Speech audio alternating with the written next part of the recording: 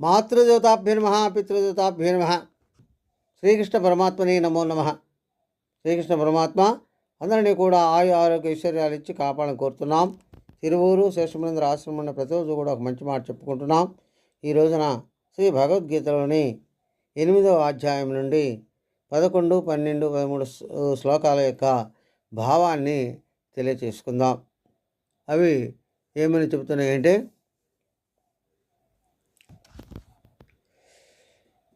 బ్రహ్మలోక స్థానం అనేది ఒకటి ఉన్నది. అది బ్రహ్మలోక స్థానాన్ని ఎలా ఉంటుందో ఇక్కడ ఉచ్చారణ జరుగుతుంది.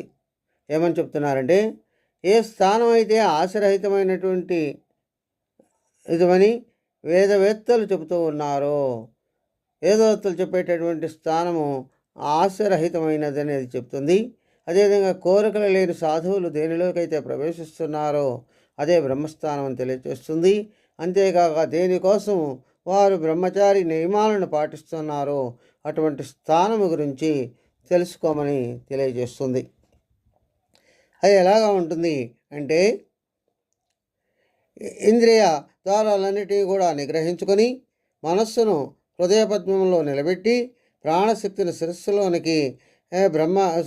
ఉన్నటువంటి బ్రహ్మరంధ్రంలో చేర్చి ధారణారూపమైనటువంటి యోగాలతో అక్షర పరబ్రహ్మం యొక్క నామధేయమైనటువంటి ఓంకారము, ఓం అనే బీజాక్షరాన్ని ఉచ్చరిస్తూ పరమాత్మైన నన్నే స్మరిస్తూ దేహాన్ని వదిలిపెట్టి ప్రయాణం చేసేవారు పరమ గమ్యమైన బ్రహ్మలోకస్థానాన్ని పొందుతారు అని తెలియజేస్తుంది.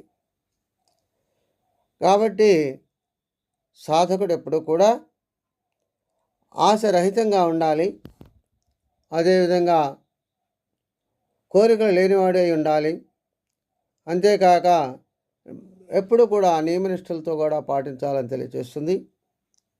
కాబట్టి సాధకుడు ఎప్పుడు గురువు చెప్పినటువంటి విషయాలను తెలుసుకొని పరబ్రహ్మ స్వరూపాన్ని అర్థం చేసుకొని సాధన చేయాలని తెలియజేస్తుంది.